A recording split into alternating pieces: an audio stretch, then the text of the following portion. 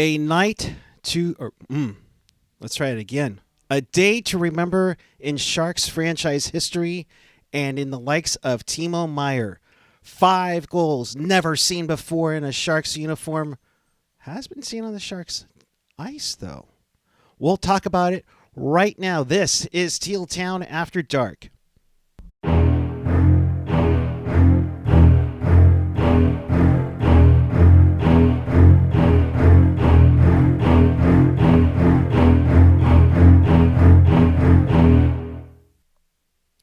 Good afternoon, everyone. Skyrockets in flight, afternoon delight for us here on Teal Town, USA. Thanks for joining us. Welcome to this special edition of Teal Town After Dark. This is your live interactive Sharks postgame. We do this after every game, so do yourselves a favor. If you haven't already, hit that subscribe button. Also hit that notification bell to notify you when we go on the air. But of course, if you want to be part of the show, chat with us and fellow hockey fans on the page or the app. Follow us on the social, Twitter, Instagram. We'll have a special Timo Meier salute later tonight on the Instagram, Facebook, YouTube, SoundCloud, Reddit, Discord, and find everything at tealtownusa.com. With that, good afternoon, everyone. I am Erik Karlsson. You can follow me on the Twitter and the Instagram at PuckGuy14. And what a day. What an absolute insane day for this afternoon clash. We usually don't see the Sharks do well in afternoon clashes, but this one, on the other hand, quite a night. Quite a day. There's another $1 into the tip jar. Whoops. The Sharks win 6-2 over the LA Kings. We've mentioned this ad nauseum, whether it's Teal Town or whether it's After Dark or it's Pucknologist, they usually don't get up for afternoon games. They usually, always haven't had this many division games ready to go later in the season. I mean, 4 going into today? It's absolutely crazy, and absolutely crazy is also this game. Let's get locked and loaded onto it. But first, let's get to some of your comments since it was such a historic night. Thoughts on Timo Meier? Might be good. It might be good. It's just it's Timo Meier's world, folks, and we're just living in it. Oh man, I mean, this was a legendary night or day. Let's put it that. Team Timo. Oh yeah, that one is for sure a great night. I think all games should be at this time going forward. Hey, I wouldn't be surprised. I think it'd be great to see if they can move up the Sharks and Lightning game to an afternoon game, especially since the Niners are going to be playing at 5:00 on Saturday. Should be an interesting one. Beach bands forever. We witnessed history. And the chat is just going off, and I'm loving it. That was an awesome performance by Timo. Timo Time times 5 from Jerry F. Good to see you, Jerry. Thanks for joining in here. We're getting some comments already. AJ, thanks for working the media call. You put in the work and you get paid back, and Timo got paid back today. The way he scored, the patience, picking the shot, those were pretty goals from Bob Bugner. He continues on saying, Timo is naturally gifted, shoots harder than most guys in the league. Timo deserves the credit, and he's put in the work. LA throws a lot of pucks on net, crashed hard after a few weeks off. Reimer battled hard and helped us in the first period. It's just a craziness that you see going on here. And we haven't even talked about, yes, it's Timo Meier's night, but there are other players who had a great game this afternoon for the Sharks. Continuing on with Bob, I think our power play has turned a corner. Hopefully we'll see more results like we did. I'll fix it for you, Bob, today. Everyone chipped in. No weak links today. We played hard and physical, rolled 4 lines, and everybody helped, Bugner went on to say. And then we have a lot of divisional games. These are huge coming down the stretch as the division tightens up, and that's a big one indeed. Yes, we can talk about how the Sharks have so many games in hand. They now are giving up. The only one that has more games played are the Anaheim Ducks, who sit right above the Sharks at 45. The Sharks are at 44 with this victory, but granted, you have 1, 2, 3, 4 teams right behind San Jose in the wild card race who have either 5 or 6 games in hand. Granted, the Sharks are opening up that stretch a little bit at 44. Calgary, who hasn't played yet in quite some time, is at 40 with 6 games in hand. So while there is a lot of games in hand for these teams like Calgary, Winnipeg, Edmonton, Dallas, and even Vancouver, they're opening up just a little bit of a stretch here, indeed, for it. So it's a great one indeed. So let's get lock and loaded. Let's get ripping to it. This game started off not so pretty. You see VL draw a penalty at the 2:35 mark from Arthur Keliev. That sets up the Sharks power play, which we've gone on ad nauseum that they are not doing anything well. It's been 2 for 28. They've allowed more shorthanded goals than the have given up. I mean, then they scored power play goals, but then right off the bat, Timo Meier bangs it home. He gets his 16th of the season at 3:02 to make it 1-0 San Jose from Burns and Karlsson. You saw that nice quick little wrist shot. I thought they got him on the cross crease by Quick. Quick did not have a great game tonight. I mean, granted, 6 goals on what, 17 shots. Absolutely horrific game for Jonathan Quick. Probably one of his worst playing the Sharks. Granted, there's a few playoff games in there that have been rough too, but not the best game there. So Timo's first goal at 3:02 made it 1-0 San Jose. At 15:56, Rudolph's Balsers with a nice turnaround shot that kind of it looked like it went 5-hole a little bit from Hertl to make it 2-0 San Jose. Want to give kudos to Tomas Hertl here. He had 4 assists on the afternoon. This first one, he barely keeps the puck at the blue line, throws it in, finds Balsers. I think he was just trying to throw it at the net and it just landed on Balsers' stick, to be quite honest.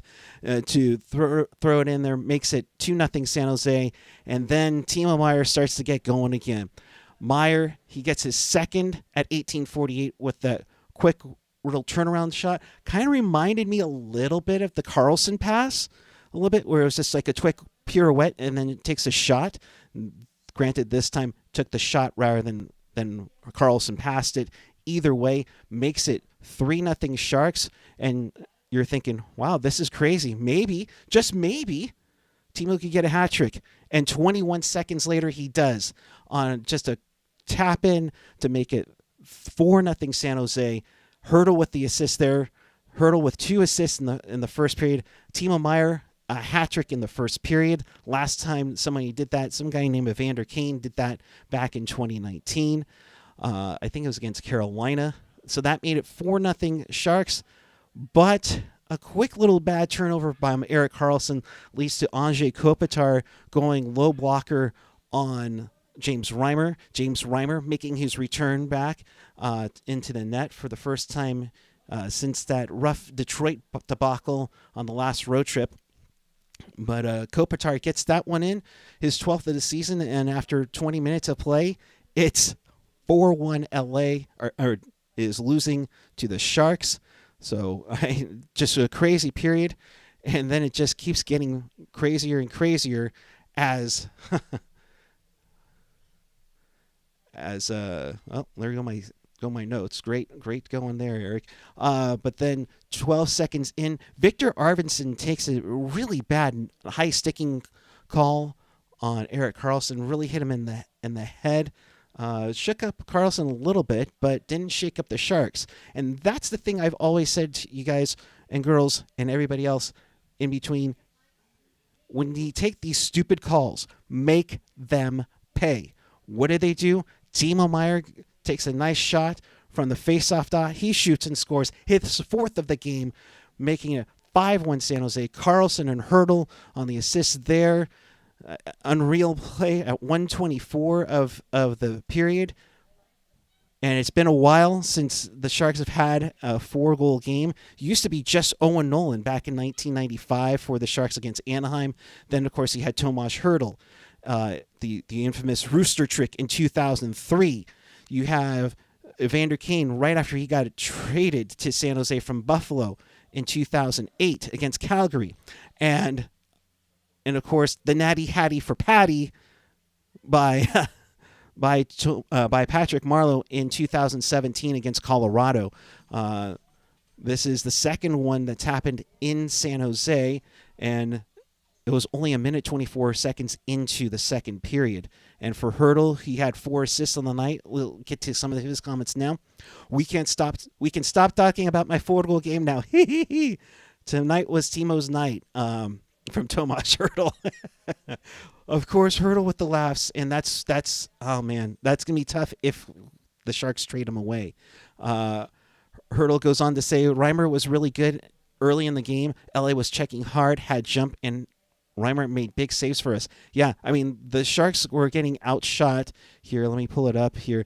The Sharks got outshot. And this is a period breakdown of it. The first period, 15-8 in favor of LA. Second period, 15-4 in favor of LA. Third period, 11-5 in favor of LA. Yeah, the Sharks were outshot 41-17 in this game. It was a rough stretch, and yet they win 6-2. Unreal. Am I right? This is just crazy. Hertl goes on to say, we just told Timo, just keep shooting. When you have the hot hand, you have to use it. Not many guys have done this. He continues on, I think we played better hockey against the Rangers than LA in the second half of the season. You really need your special teams to be good. We know special teams can win a lot of games. And that's a good point from Tomas Hertl. The Sharks power play at one time was one of the best in the league, especially when they started 4-0. It's crashed down to 26. I'm going to say it's going to move up just a little bit after this game. They go 2 for 3 on the power play. The Sharks penalty kill, doing great job as always. It's been in the top 10 all season long. They got the Kings to go 0 for 3 on their power play, and the Sharks would start taking some of those penalties. In fact, in the second period, they took a parade to the penalty box. Jeffrey Viel would, he got into a fight in this game, but also, to try to get things going with Brendan Lemieux. They weren't going to do all of that in there. So that was crazy. Lane Peterson.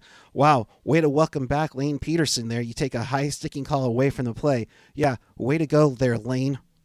What the hell? Indeed. Then Tomas Hertl would take a hooking call against Arthur Kaliev. I mean, my goodness. And then Noah Gregor takes a hooking call, which, I mean, both of those hooking calls, I mean, they're a little on the iffy side, but nonetheless, when the score is a little out of hand, you're going to see maybe the officials give a call here or there for that one. So the Sharks, would give up, 3 penalties or 3 power plays now, but they shut them down. And kudos to James Reimer coming off of injury and everything. His first start since Mikey J. Timo Meier is personally out to save the Sharks' shooting percentage. PJ48 sending Aiden Hill on the bench, wondering where all this goal support came from. Yeah, it's like crazy, But some craziness going on there.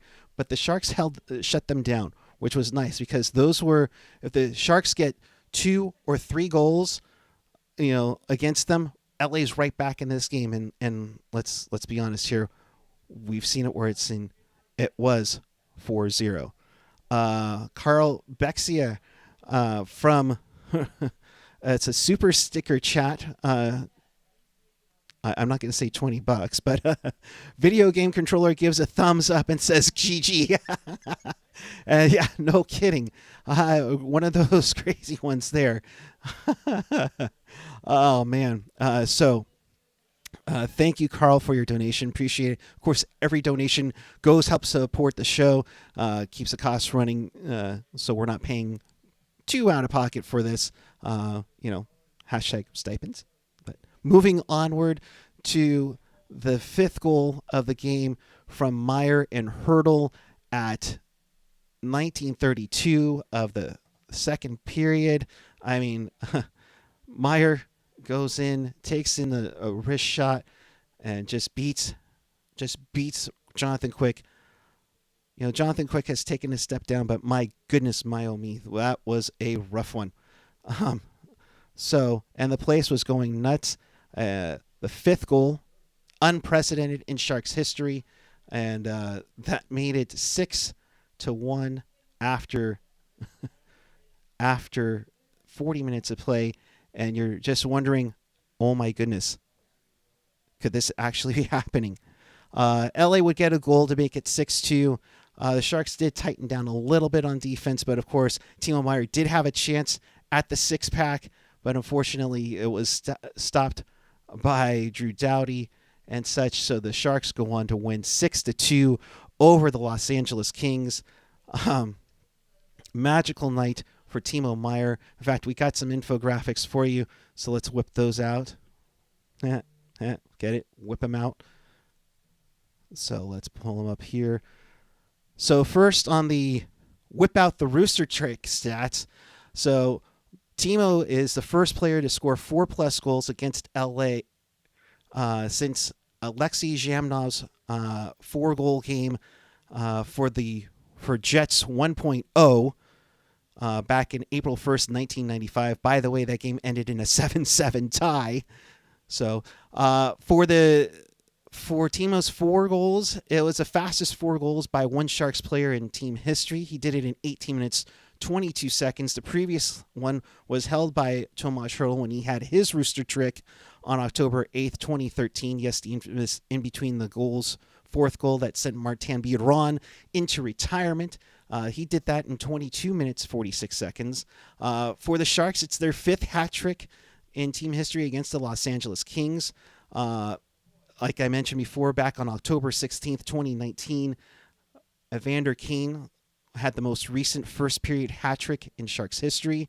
The second and third goals that happened in the first period were 21 seconds apart, 4 seconds short of Brad Stewart's 2 goals in 17 seconds against LA in 2004. That was the game where the Sharks scored 2 quick ones to tie it up and then won it in overtime on Fan Appreciation Day. Yours truly dropped the puck before that on that night, and what a night it's been. But wait, there's more. A lot of info coming in as the night continued on for Timo Meier here. Unfortunately, my other part is not coming up here. So let me see if I can get that back on here. Pardon me for a second. Get this back on. But we thank you for watching us and joining us in. If you want to be part of the show, go ahead and help yourself in the super chat, where you can have your say on this afternoon's game. And what a night indeed for that. I mean, unbelievable night for Timo Meier here.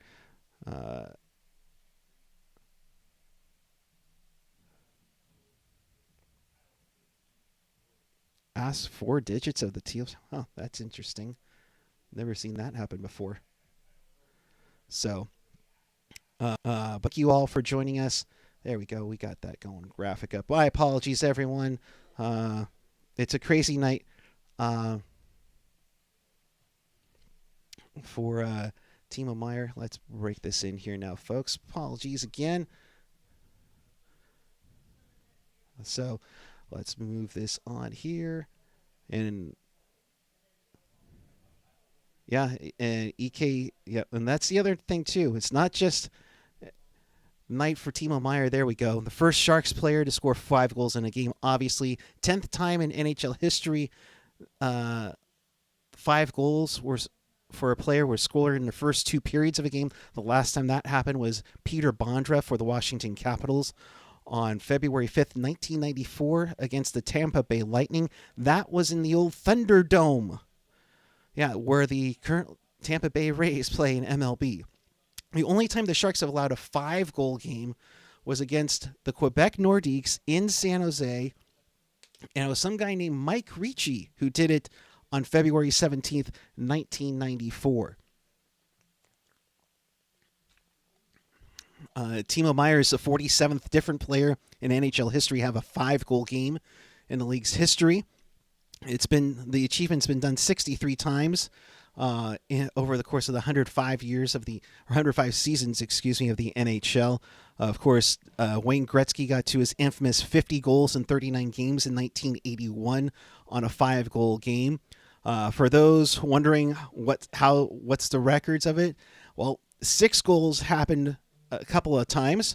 Red Berenson for the St. Louis Blues in 1968. Darryl Sittler did it for the Toronto Maple Leafs in 1976. And of course, there was one time way back over 102 years ago, Joe Malone for the Quebec Bulldogs did it in 1920 when he scored 7 goals in one game. Oh, man. What a night. I mean, that's going back. So, 4 goals, we've seen it. 4 goals, we've seen it, and it's been amazing. 5 goals is something to remember for quite some time. So I appreciate all of you joining us immensely here. Just taking a look and see if we have any other comments coming in. It looks like nothing else.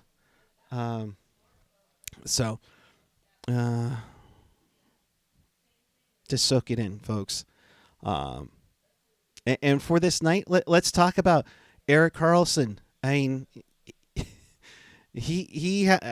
sorry, Timo. Timo Meier had a heck of a night. Tomas Hertl, like we said, 4 assists on the night. Erik Karlsson, 3 assists. He gets to 500 career assists in his career. So congratulations to Erik Karlsson on that feat. That 500th assist came on the 5th goal, or essentially the 3rd assist for Karlsson on this night. Rudolph Balcers gets back into the lineup. He is on a 2-game goal scoring streak.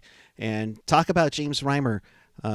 He was the backup for a game or two, while Adin Hill played some pretty awesome goaltending. I mean, I know some people groan about 2 or fewer, but Hill allowed 2 goals or fewer in all of his starts while Reimer was resting up from an injury. But Reimer, 39 saves on 41 shots, for 951 save percentage. It's going to be a good one. Mikey J.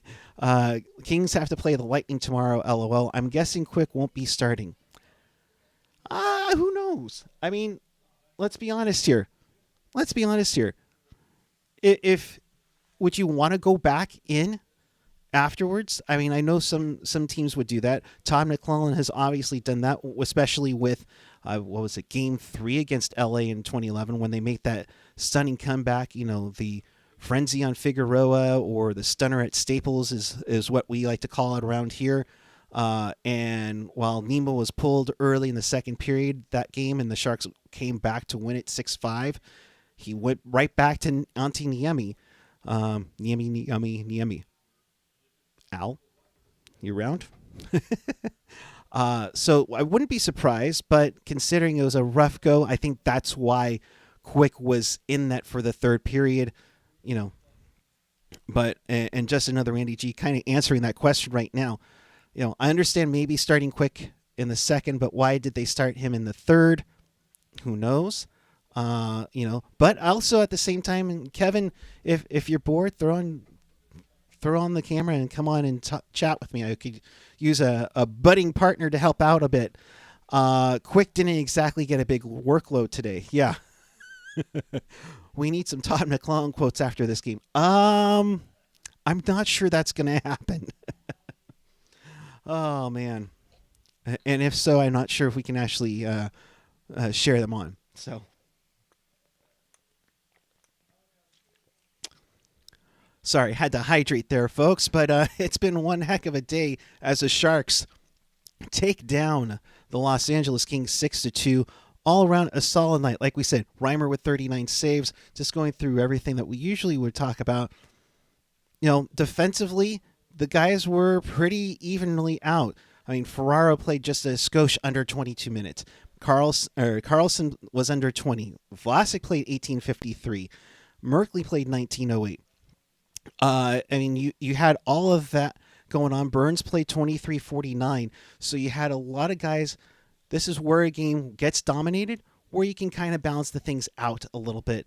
It's great to see here. Lane Peterson comes back, has one shot on goal, and takes the penalty. Adam Raska, if you're watching, come back soon. Jaden Helgewatz, miss you up there, buddy. It's just one of those things. Here's the funny part, okay? As I'm looking through the stats. So,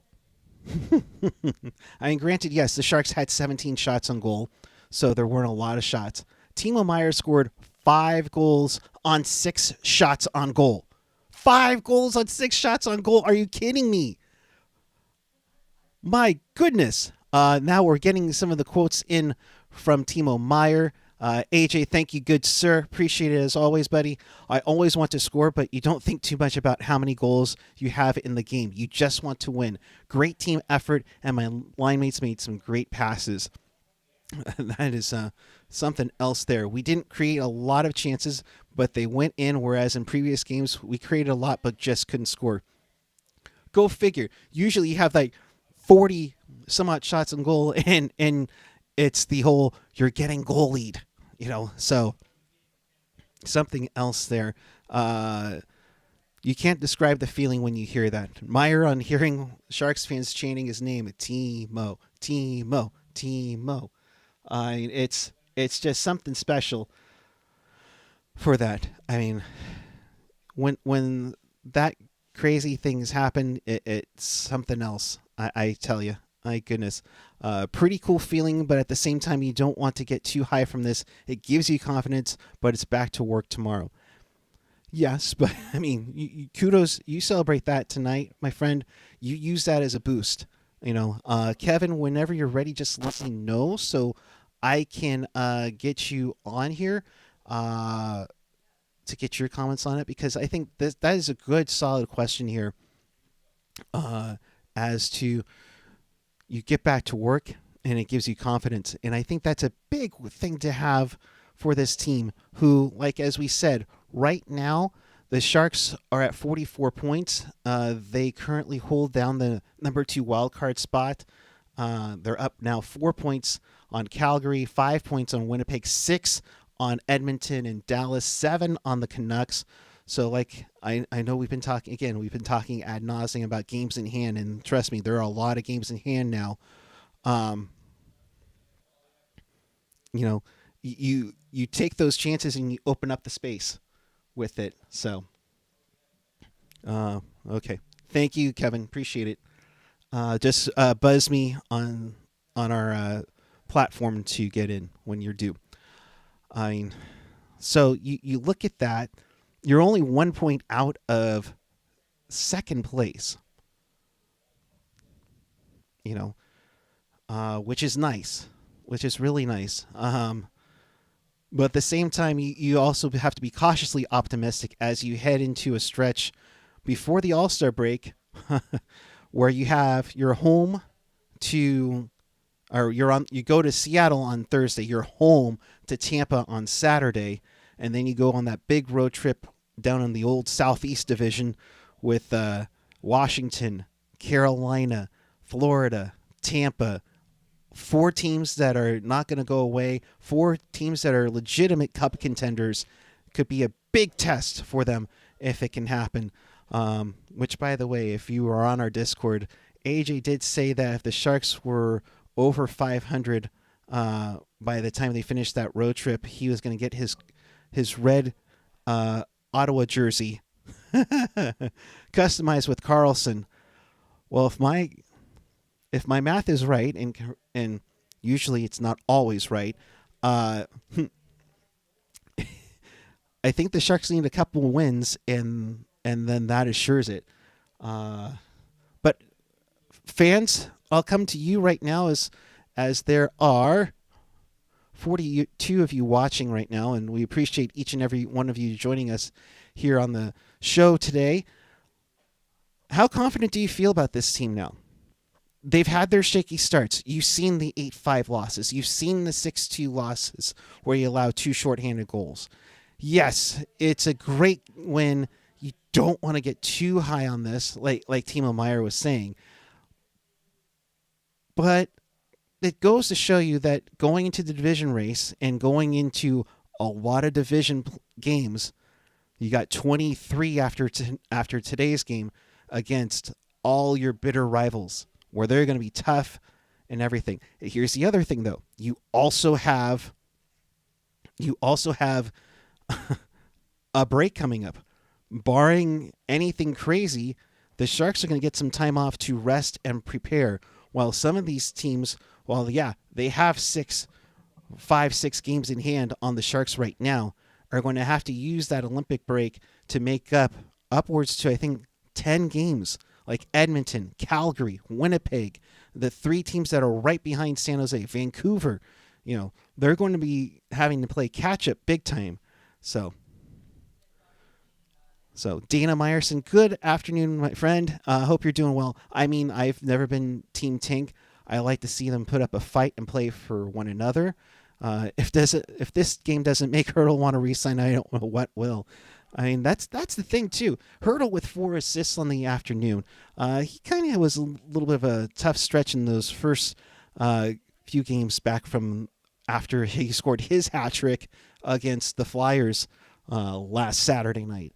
So it makes you wonder how on earth they're going to come after this. It's kind of a roller coaster, and we're on the ride, and we're glad you're on the ride with it together. So I appreciate you all joining us. William Vogel, if the Sharks can go 500 in the remaining division games, then they'll make the playoffs. Personally, I just don't see it. I'm not 100% sold. It'll be close, but I don't think so. At the beginning of the year, that's where I was at. You were hoping that the Sharks would make an improvement from last season, and trust me, there's plenty of room for improvement there. But at the same time, they get on a hot streak, and this is what you can get, But they really haven't had like that massive hot streak. They started the season 4-0. They've won 3 in a row a couple of times. But it's an interesting scenario, and it makes it that tough to decide whether or not you're going to trade Tomas Hertl. I mean, the bait out there to move him and get a lot of picks in return, a lot of prospects or a player in return are big time. You can get a lot for Hertl. My thing is that after how do you do this? So we'll see here. Let me get someone on here. I think we do have a special guest. As I wait for him, there we go. Just another Randy G. King started strong, but hadn't been all that great. They barely beat Buffalo and Philly twice in close games. I'm skeptical, but just having fun with the win. Gotcha. And you know who else is having fun with this win? Kevin Lacey. Kevin, good afternoon, sir. How are you, bud? Maybe not. Okay, we'll wait for Kevin for just a sec here. Good to see him on there, but we will get him on in just a jiffy here. So for that, while we wait for Kevin to jump back on, we'll keep going here. A lot of people hoping that Hertl stays with the team. Let's see here. Dana Meyerson. You can't hear anything. That's quite a bummer. Oh, well, I'm sorry, Kevin. Let's see what we can hook up with you here. Media call is over. Tomorrow's an off day for the Sharks, so I guess they're going to have an extra night to collect their thoughts about this one, and of course the extra day off before they head up to Seattle for their first ever meeting in Western Washington with the Kraken. That's a Thursday night game. Back to the night games. Don't worry. Although, how many of you want an afternoon game at the Shark Tank now? Let's see here. I'm going to reconnect with Kevin one more time. Kevin, you are muted. I don't know if that does anything as well. He has no sound, period. Oh, that's a bummer. Oh, no. I would say check your audio and video settings really quick and see if that works. If not, I appreciate you trying, my friend. Good to see you, though. I appreciate you, buddy. You probably can't even hear me say that, so that's probably not the best option there. So Pulsar's 2-game scoring streak stop the presses. Yeah, we'll mention that already. But hey, whatever it can take, and you're going to eventually get Barabanov off of COVID protocol. You wonder when he does return, what that does for the Sharks lineup. Should be an interesting call as to what they do. So I see an arm raised. Hello. There we go. Hey. All righty. All right. There we go. Join 2022 technology, everybody. Catch the fever, baby. Oh, thank you for joining me. Thank God. All right. Yeah. No. You've been doing great, Eric. Everyone. I appreciate your efforts and your Timo Meier jersey. Yeah. And his playoff issued jersey. I do see that 100-year patch on there. It's looking pretty sweet. Your setup looks great. Mine is very much, it's my daytime setup for as much daylight as I've got. So happy to be joining you, and a big win. It might be the ugliest 6-1, 6-2 win that we've seen in a while. But and I know you've been talking about this game for a while, so I don't want to recap too much. But just happy to be on with you. Hey, Kevin, I appreciate you as always. But let's hear what your thoughts are on this one, because I mean, of course, the first time we've ever seen 5 goals. You see Hertl get 4 assists. You see Karlsson with 3 assists. Reimer comes back, has a stellar game. Yeah, it's kind of the opposite game for the Sharks too, who've been on a 40 shot surge.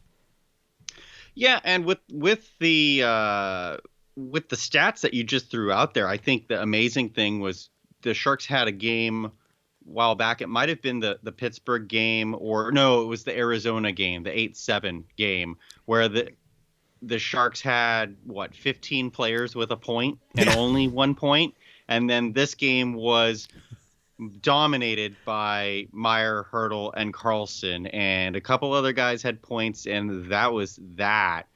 This really was the show of the top line today. Almost said tonight. Aha. Lucky you. I've already did that like 3 times today. But it really was the show of the top line, and I know that Bob Boughner in his post-game presser was talking about wanting to get more scoring from the depth lines, because that's kind of what the Kings have been able to get this season, and why they've had more success than most people anticipated. The Sharks were getting that depth scoring early on. Guys like Dahlin, Weatherby was chipping in every now and then, and getting power play time at the time. I know Ian and I were having that discussion on the last After Dark about whether Weatherby is an offensive or a defensive forward, and how he's deployed.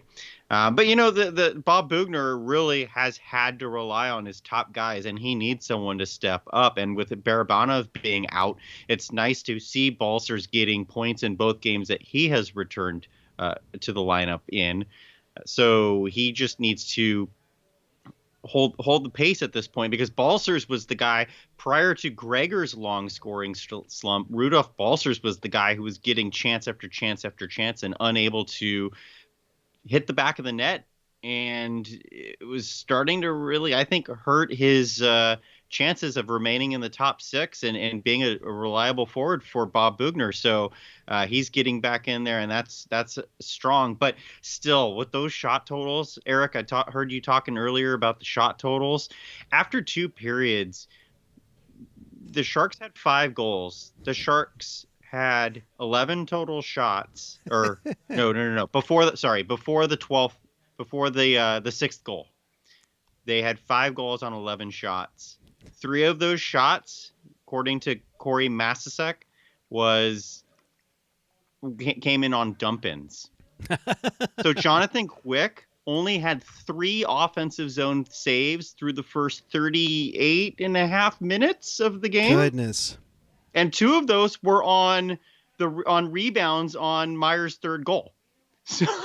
So in one hand, it's like, yeah, boy, Jonathan Quick, he sucked tonight. Oh, there we go.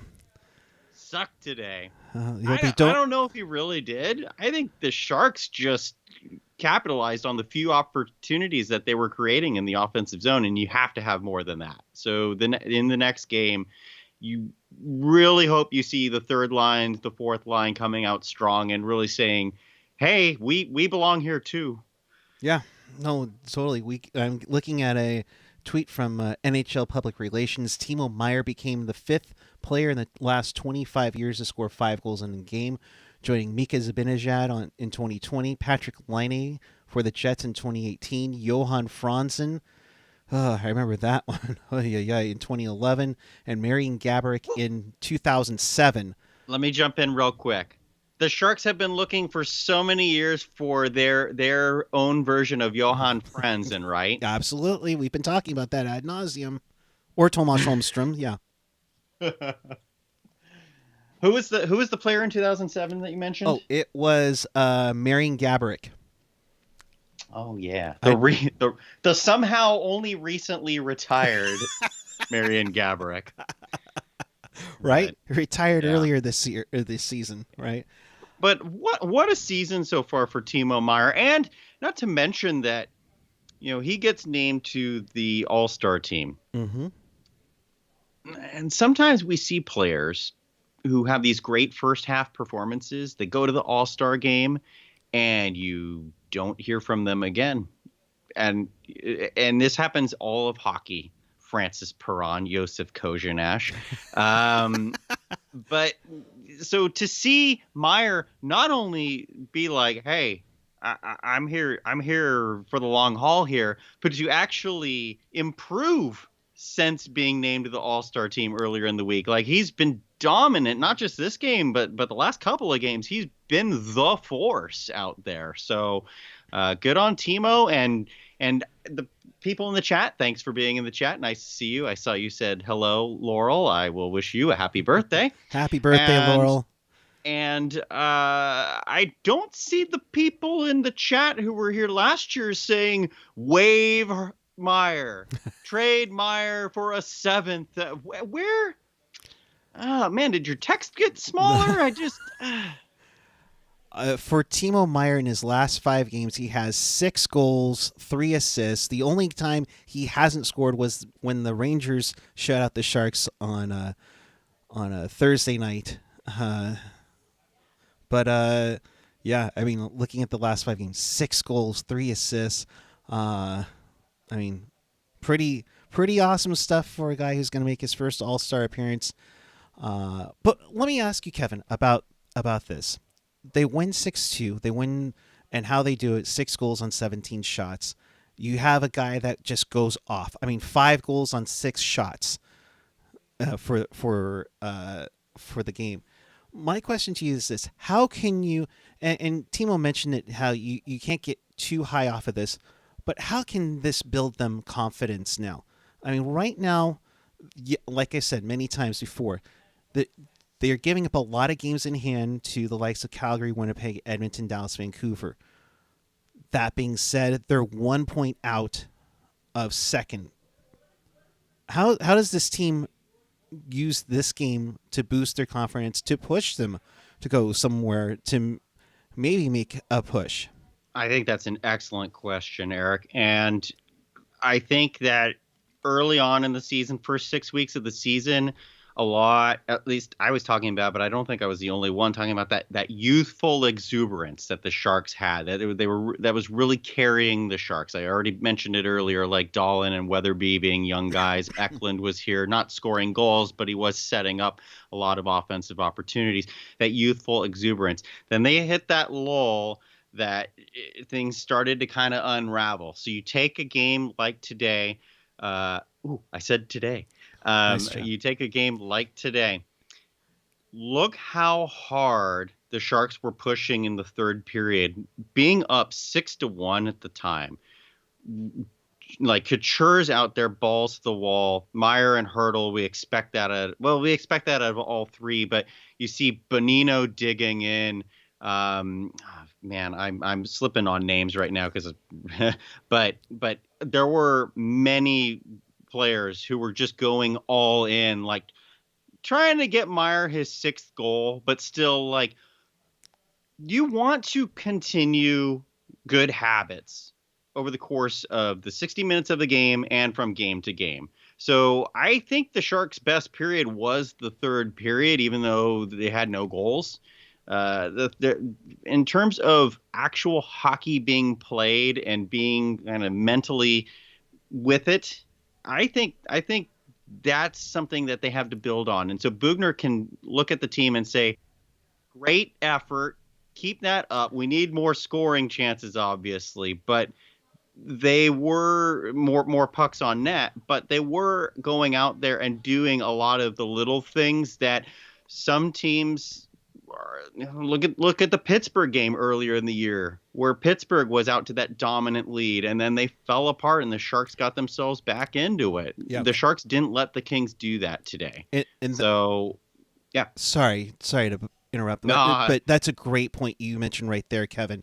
Is that Pittsburgh was up 6-1 and they made it, and the Sharks made it 6-5. They know we've unfortunately know how resilient teams can be against the Sharks when they sit down and be comfortable and play that prevent defense. So that's a great point that you put on there. You have to keep the foot on the gas, even if you're not scoring goals.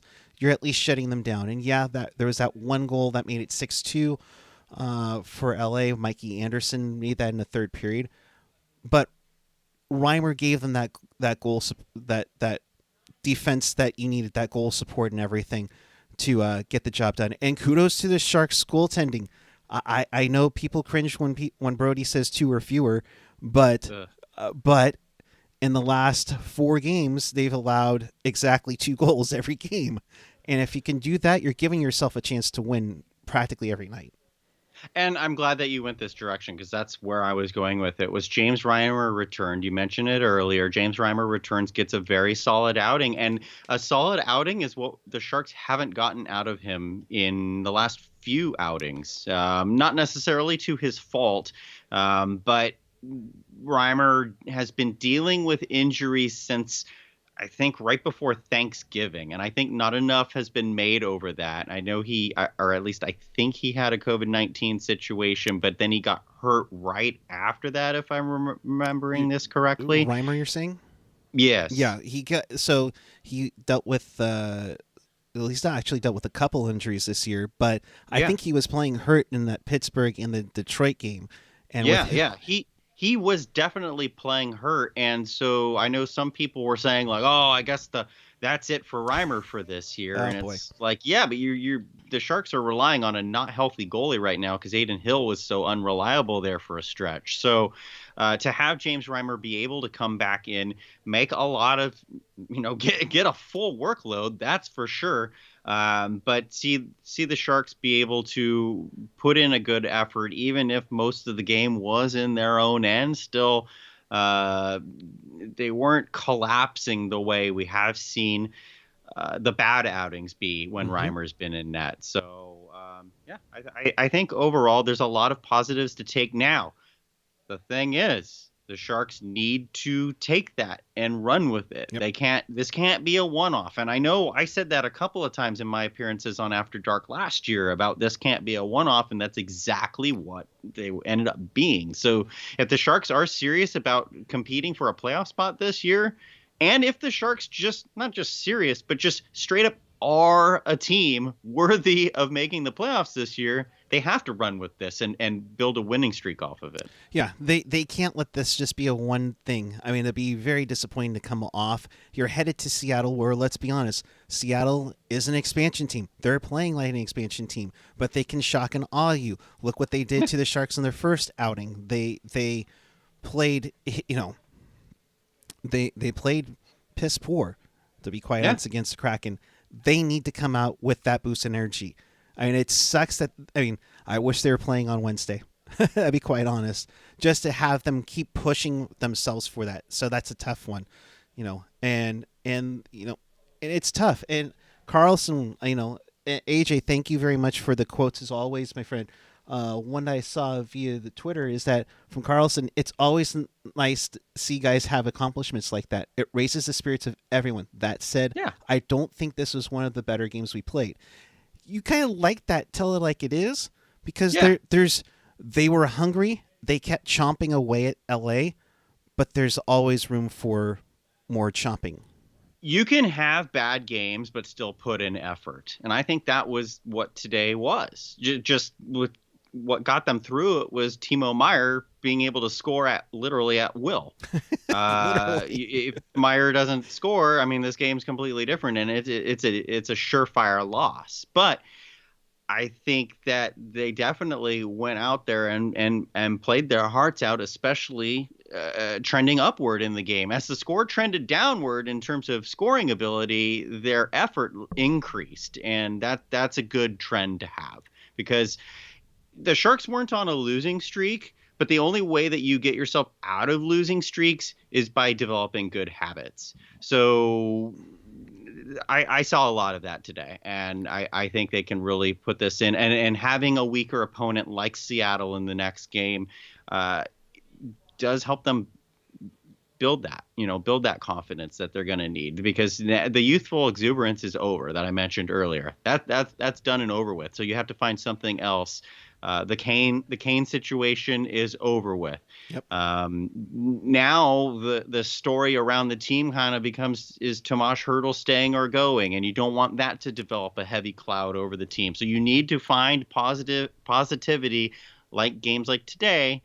Maybe not complete, but still there's enough there that they can grab and take. Absolutely. Get the game in Seattle. Do not make it be a trap game. Yeah, you got Tampa. You have the 2-time Cup champ coming on Saturday for Sharky's birthday, but don't let Seattle be a trap game too. Hey, one thing with the Seattle game, here's your Barracuda tie. Last night, Antoine Bibeau was called up, so he's not slated to start. Because I think Seattle's playing today. Seattle is currently in overtime with Chicago right now, tied up at 2-2. Okay, and I know Bibeau was not scheduled to start that game, but he is up with the team, so it would be kind of cool to see the Sharks play against him. I'm just saying, but right. It'd be nice if True was until we lose against him. Then it's not cool. Well, but of course, this is where True and Donato will score with an assist from Donskoy, and Bibeau shuts out the Sharks. Yeah, so. You had to take it full circle. Yeah. That's what did him in. That's what did him in the first game. It is what did them in. Yeah. I want to thank John S. John Swenson from Sharks Page for your donation, along with Caroline N. Appreciate both of you giving us donations here. Thank you. Where was from MPAP? What aspect of their game do you think the Sharks should focus on to have a legitimate shot at the playoffs? That's a tough call, because we keep talking about the defense. Now your offense is going, crazy. I think maybe a balanced game. Yeah, I mean, I think the Sharks don't have enough offensively beyond the top line and behind whichever forwards Couture is dragging around with him to to say focus on offense. I mean, you obviously you want to score more goals, but hey, playoff hockey is more about timely goals than scoring plentiful goals. So, in respect with the question, I'd say just continue to focus on defense. I still think James Reimer's glaring weakness is his rebound control. And as long as the Sharks continue to clear up the rebounds, they should be fine. And Adin Hill every now and then also puts out Adin Hill, the last game against Pittsburgh, I thought played great, but there were a couple of loosey-goosey rebounds there that is just, whoa, man, if you want to be a regular starter, you can't be doing that. Yeah. And so I think that defensively, that's where it's at, because defense wins championships, as they say. And I'm not saying the Sharks are a championship team, but I think the goal, they'll find a way. Wow, I just saw your graphic where it said 16, 17, 18, 19, 20. It's just like, wow. But I think that's kind of where the focus is. And especially if the Sharks are unable to retain Hertl, it's certainly not going to be about the offense if they're trying to maintain a playoff position. Yeah, it's going to be interesting. I'm looking at some of the comments in here, and honestly, I don't think there really is a wrong one in some of these here. No. And that just shows there's a lot of things to fix. Right, right. It's not, I mean, again, this is not the days where Thornton, Marleau, Boyle, Pavelski are around. This is a team that has shown, and we've seen it in the last 2 weeks, where this team can just fall apart. But it's games like this where they can show some potential in here. Just another Randy G saying turnovers easy. That's one thing to work on. Okay, all right. If you're gonna dive into like those kind of specific aspects, absolutely, because the Sharks have just been horrible the last 3 years as far as turning the puck over. So yeah, that's a good one. Mikey Chase saying the power play. I don't blame him one bit. I don't want to get too much into the power play, Eric, but in the last game, Drew Remenda had a post-game rant about all the bad tendencies the Sharks power play have had that he's noticed. And I'm thinking to myself, yeah, that's what's been happening ever since you left the broadcast all those years ago. That's been the Sharks power play. That's what we've been saying for all these years. Play perimeter, be deliberate, all this. I think everyone, the Sharks power play is not going to improve until you see a totally new forward group. It may not even necessarily be coaching. I mean, Hertl and Meier are there. Couture is there, but you need to teach the old dogs new tricks, and you hope that happens with Eklund, with Bordelot, with maybe Robbins, depending on if this offense comes in, and whatever draft picks are set up in the future. So yeah, I mean that's the big thing, is that the future could potentially be bright for the Sharks. And we can see how that's been with, like you said, Bordelot, Robbins, Weisblatt, Gushchin. Gushchin, that's a high offensive prospect there. I mean, give kudos to Ben Gaudreau for what he's doing for Sarnia in the OHL, for a team that's not exactly lights out. Gaudreau's looking pretty good. What was it, a 49 save victory the other night against London? So yeah, and all that. So Ramirez 8320. Could we be able to see a return of LeBanc in time for a playoff run, or do you deal him and or Shimmick for rental or prospect? It's a little early to decide whether or not they're going to be a buyer or seller here, to be quite honest. But I don't think the Sharks know until the Hertl situation goes one way or another. And we don't know what's going on closed doors with Hertl. There's been talk about an offer coming this week, but I'm sure the offer is coming or has been made, and that's all we're going to know for a little while, Right. So that's a good question. And about LeBanc, there's an outside chance. Is there an outside chance of him coming back this season? I think they said potentially 3 months could be the Yeah. timetable, which would put them right around the deadline, which would be tough for them to deal LeBanc uh, in a run unless somebody's really desperate. But I would think that you'd have to play some show me games to be showcased a bit if that were going to be on the table. Yeah, and the thing with LeBanc, I mean, he's a very polarizing player already. And he is very streaky offensively. And he's one of the players. In fact, I think he's the most deliberate and obvious player on the power play. So if you go kind of merging two questions into one, LeBanc is the exact opposite of the solution as far as I'm concerned for fixing the Sharks power play. And But yet, he's a hell of a setup guy. And if he ever decides to shoot the puck, he's got a great shot. He just exactly. never wants to shoot. And especially early on when the team went 4-0 to begin the season, when that power play was moving around, they weren't stagnant. He was getting that shot off. Heck, he was in the Ovechkin position, getting the one-timers off and in. I'm glad you mentioned that. I haven't, this is only my second appearance on After Dark this season, but one thing that it took me a couple years to figure out, because I've been trying to figure out what's going on with LeBanc. When LeBanc was with the Barracuda and on Pucknology Writers Room all those years ago, when Ian and Drew and I were talking about how amazing LeBanc looked for the Barracuda before he kind of just, I don't know what he's, been doing with the Sharks and everything. He was playing the left side. So he was always ripping and firing because he's on the strong side, set up for that one-timer. When he's over on that right side, it's kind of the Joe Thornton thing. Right. I don't know if he learned it from Joe Thornton, but whenever he's on that right side, that's when he's looking past.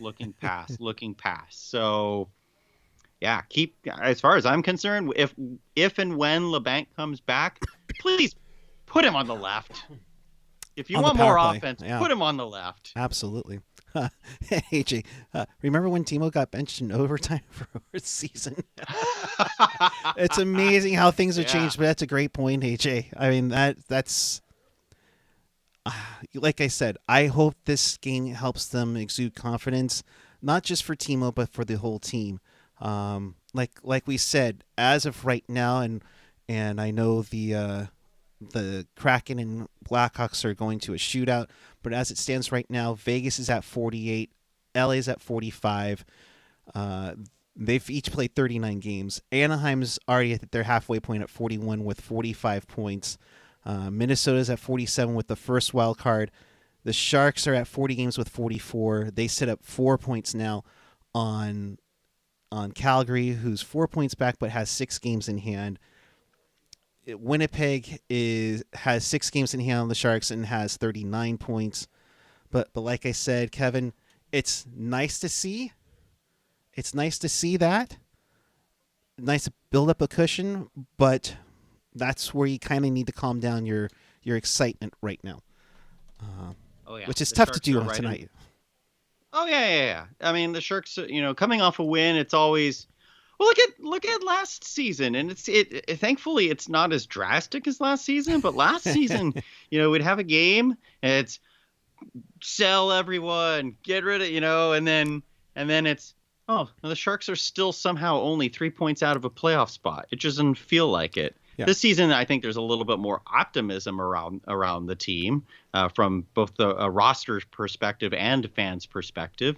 But still, temper expectations. And just enjoy the ride sometimes, It's part of being a fan, and it is sometimes you just have to dial it back a little bit, and take the wins as they come, and then block out the losses. What just happened? Seattle won. Okay. Seattle won in a shootout. Only shootout goals were scored by Donato and Donskoy. Because post-Teal syndrome. Hey, better against the Chicago Blackhawks than against the Sharks, yeah, right? That's true. But oh, how funny is that, though? So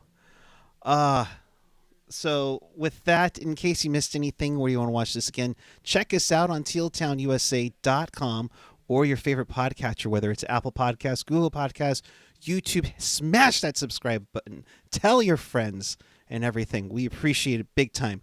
SoundCloud, Spotify, TuneIn, iHeartRadio, and of course, always available at tealtownusa.com. So with that, Timo Meier scores 5 goals, the first time it's done in the Sharks franchise history. Very historic night. Balser's 2-game point scoring streak. Karlsson had a memorable night. So did Hertl with their assists. But Kevin, I appreciate you coming on. It's minus the turtleneck. It's minus you being on a Peloton. So I was like tripping over my room area here is a mess. I was tripping over everything just to put Sharks jersey on and hook up a mic. And hey, so.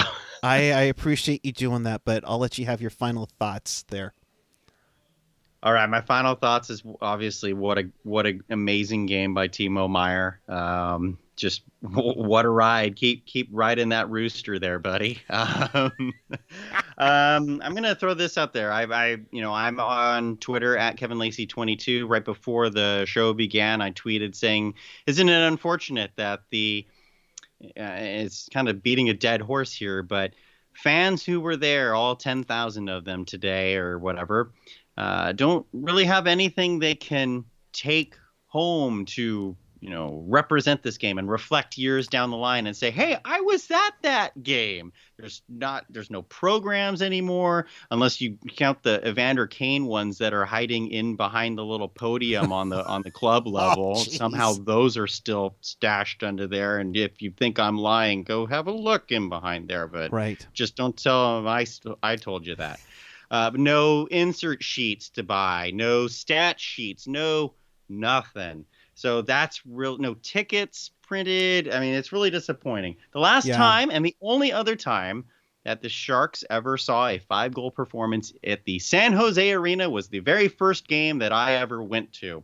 This is the insert sheet that says Mike Ricci 5 goals right here, 8-2. We don't need to talk anymore about the game, but I want to throw it out here real quick because I know we're wrapping up the show. Who is the player on the insert sheet? Okay, trivia time. You're saying this, so it's in February of 1994. This is February 17th, 1994. The first season that the Sharks ever went to the playoffs. Right. Don't let the score fool you. The Sharks did go to the playoffs and did a little something that year. Oh, yeah. But which player? I'll tell you, it's a defenseman. Oh, so it's not Ray Whitney. Okay. It is not Roy Whitey. So, what? You don't know the Roy Whitey story? I don't know the Roy Whitey story. Oh, because I have an autographed 8x10 from Ray Whitney, and the way it's signed, it looks like Roy Whitey. So I've always called him that ever since that. I'm gonna say it is Vlastimil Krupa. Dang, that's a good one. It's not Vlastimil Krupa, but I like your thoughts on that. It is Michael Sikora.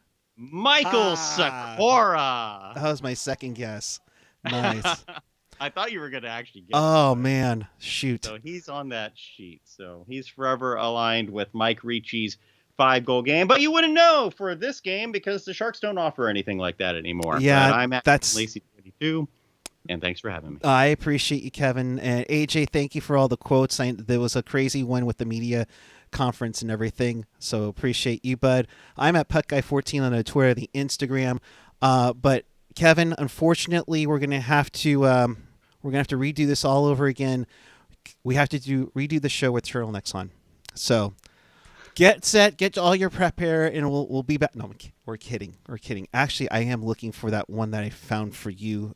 Are you talking about me and Chris Terreri side by side? Yeah, I need to find that one again. So if anyone can find one of those starter teal turtlenecks with the Sharks logo on it, size XL preferably. So I love that purchase. That's such a great purchase. We will head over to the Discord channel right now as I put the show to bed. So join us over on the Discord channel right now, and we'll have some fun there. And until Thursday night, when the Sharks take on the Kraken at the Climate Pledge Arena, keep it real, keep it teal, keep it real teal. Have a great night, everyone. Take care. Be safe. Good night. Happy